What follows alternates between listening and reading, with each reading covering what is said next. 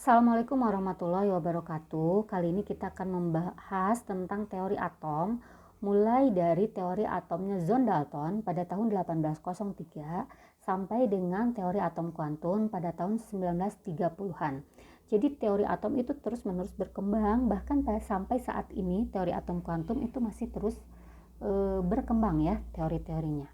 Baik, untuk yang pertama kita bahas tentang teori atom yang dikemukakan oleh John Dalton. Yang pertama, John Dalton itu menginisiasi tentang teorinya atom, dan mulai dari sini banyak para ilmuwan yang mulai mempelajari tentang atom ini.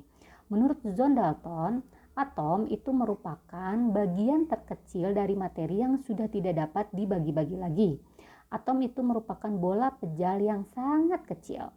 Nah, pada teori atom John Dalton itu sudah dikenal adanya reaksi kimia, pemisahan atau penggabungan kembali dari atom-atom. Jadi atom-atom itu dapat bergabung membentuk atom yang lain, unsur-unsur itu dapat bergabung membentuk senyawa gitu ya. Di sini di teori atom John Dalton itu sudah dikenal. Ataupun dipisahkan, itu juga sudah bisa di sini ya. Misalkan di sini atom di sini untuk reaksi pemisahan atau penggabungan, sehingga ini prinsipnya ini menggunakan berpatokan pada teori kekekalan massa ya, hukum kekekalan massa. Jadi atom itu tidak dapat diciptakan ataupun dimusnahkan, itu ya.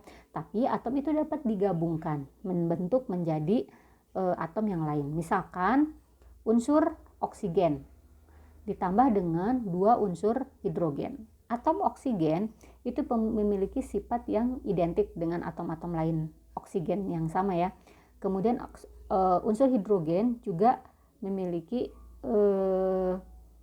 sifat yang identik. Kalau digabungkan unsur oksigen dengan dua unsur hidrogen, ini akan membentuk unsur H2O atau unsur air ya. Nah, kita lihat di sini penggambarannya. Atom oksigen itu adalah bola pejal, atom hidrogen juga bola pejal, di situ digambarkan dengan warna merah. Digabungkan, dia akan membentuk sebuah atom air, gitu ya. Atau kalau di kimia itu dikenal adanya unsur H, unsur O gitu membentuk senyawa. Kemudian selanjutnya, di sini kelemahan dari teori atom Dalton itu bahwa si teorinya ini belum dapat menjelaskan kenapa ada unsur yang bermuatan. Di sini belum bisa dijelaskan karena kan di sini disebutkan kalau atom itu adalah bagian terkecil ya. Nah, selanjutnya ini kelemahannya tidak dapat menjelaskan senyawa bermuatan. Selanjutnya yaitu teori atom Thomson. Nah, di sini pada tahun 1897 Thomson menyatakan kalau atom itu terdiri dari muatan positif dengan elektron menyebar di seluruh permukaannya, gitu ya. Nah, jadi ada di sini ada muatan positif dan ada elektron bermuatan negatif ya. Jadi di atom Thomson kelebihannya dia sudah dapat menjelaskan atom yang bermuatan ya. Jadi kalau misalkan atomnya bermuatan negatif, berarti dia elektronnya itu lebih banyak dibandingkan dengan muatan positifnya, gitu kan. Kalau misalkan dia muatannya positif, berarti si elektronnya lebih sedikit. Tapi sebagian pada dasarnya atom itu muatannya netral, jadi jumlah positif dan negatifnya tuh sama. Tapi di sini kelemahannya si teori atom Thomson itu tidak dapat menjelaskan tentang hamburan cahaya pada lempeng tipis emas, gitu ya. Nah, kalau digambarkan seperti ini ya. Jadi, atom itu adalah bola pejal bermuatan positif, kemudian elektron berada menyebar di seluruh permukaannya. Elektron muatannya negatif. Nah, karena dia masih punya kelemahan, kemudian disempurnakan lagi teorinya itu oleh Ernest Rutherford pada tahun 1911. Menurut Ernest Rutherford, atom itu terdiri dari inti atom yang bermuatan positif. Jadi kalau tadi si Thomson itu atom itu adalah bola pejal gitu, yang muatannya positif, kemudian elektron menyebar. Nah, kalau di Ernest Rutherford, atom itu ada intinya sebagai pusat massa, kemudian elektron-elektron bermuatan negatif beredar mengelilingi inti. Jadi di sini mirip dengan orbital planet pada orbitan planet saat mengelilingi matahari, gitu ya. Nah, jadi di sini inti atom bermuatan positif karena mengandung proton, tapi pada umumnya atom itu bersifat netral karena jumlah proton dan elektronnya sama.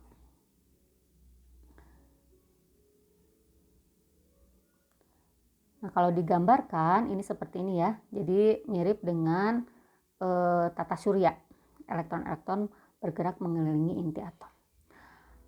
Kelebihannya di sini dapat menerangkan efek penghamburan sinar alfa pada lempeng tipis emas. Kemudian kelemahannya di sini bertentangan dengan teori elektrodinamika klasik Maxwell. Oh ya, sebagaimana kita ketahui, kalau misalkan ada muatan positif dengan muatan negatif, maka akan terjadi tarik-menarik, akan ada gaya listrik ya. Sehingga ketika si elektron itu berada pada jarak tertentu dari intinya ya, maka dia akan memiliki energi potensial. Ketika dia bergerak, maka energinya lama-lama akan berkurang, berubah menjadi energi kinetik. Sehingga lama-lama si elektron itu akan ketarik ke dalam inti. Karena adanya gaya listrik tadi ya, jadi elektronnya itu lama-lama akan berkumpul ke inti. Nah, inilah kelemahannya. Kenapa bisa begini, gitu kan? Nah, selanjutnya disempurnakanlah lagi teori ini oleh Niels Bohr. Niels Bohr itu dikenal juga dengan teori atom hidrogen ya. Jadi untuk Niels Bohr ini sangat cocok untuk menjelaskan teori atom hidrogen. Jadi menurut Niels Bohr tadi penyempurnaannya, atom itu terdiri dari inti bermuatan positif sama dengan yang tadi. Hanya di sini, nah elektronnya pada saat dia mengelilingi inti gitu, dia berada pada lintasan yang stasioner. Jadi lintasannya tuh konstan di situ aja. Gitu ya. Nah, energi pada setiap lintasan untuk elektron itu besarnya adalah minus 13,6 per N kuadrat. Elektron volt gitu ya. Nah, ini energinya untuk setiap lintasan. Jadi di sini misalkan elektron berada pada lintasan pertama atau kulit K disebutnya ya, maka si energi elektron itu besarnya adalah minus 13,6 per 1 kuadrat.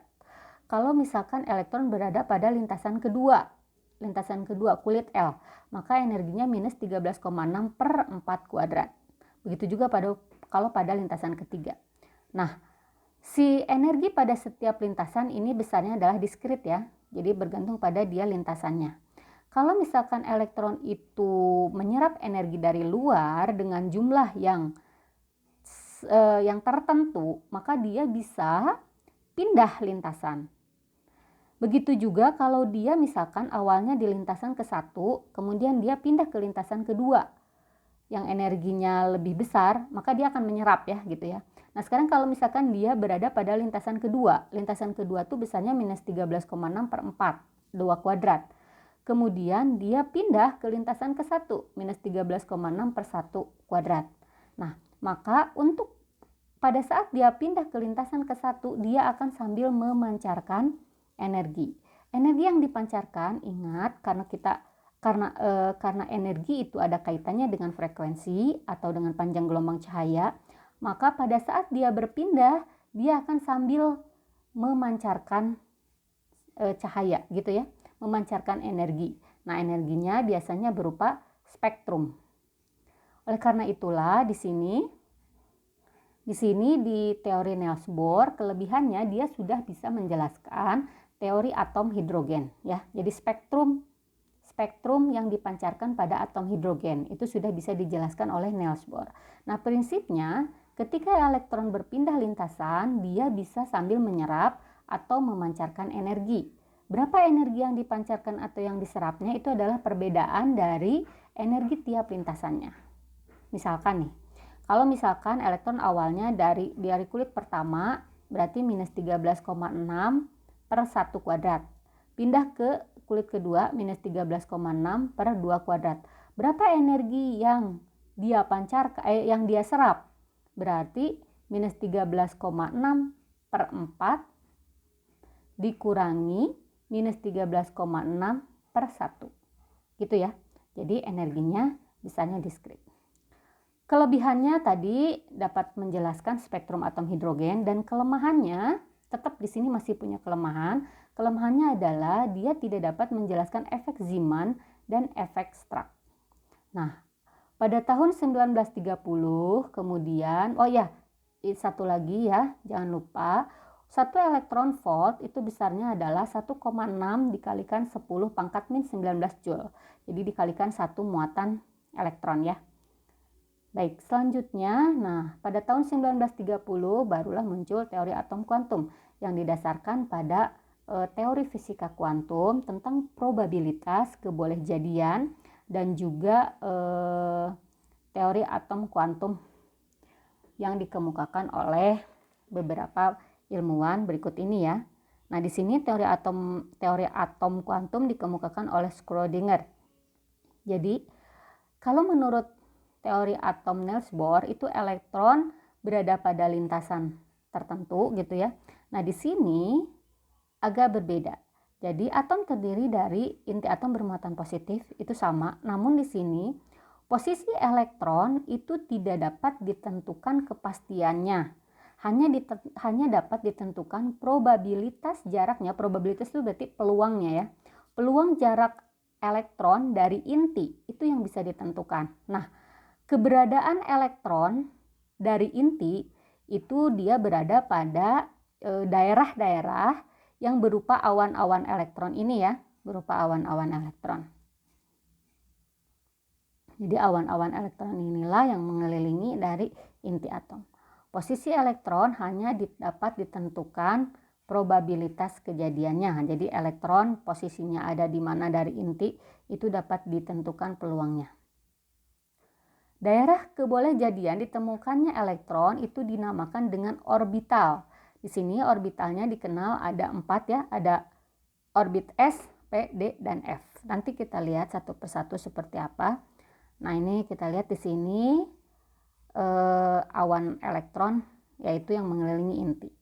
Nah, kita akan lihat bagaimana penerapan dari teori atom kuantum atau rumus-rumus dan soal-soalnya nanti. Sekarang kita akan lihat dulu contoh-contoh soal dari teori atom hidrogen atau yang dikemukakan oleh Niels Bohr yang banyak keluar di soal-soal UTBK. Baik, kita lihat soal-soalnya ya. Terima kasih atas perhatiannya. Wassalamualaikum warahmatullahi wabarakatuh.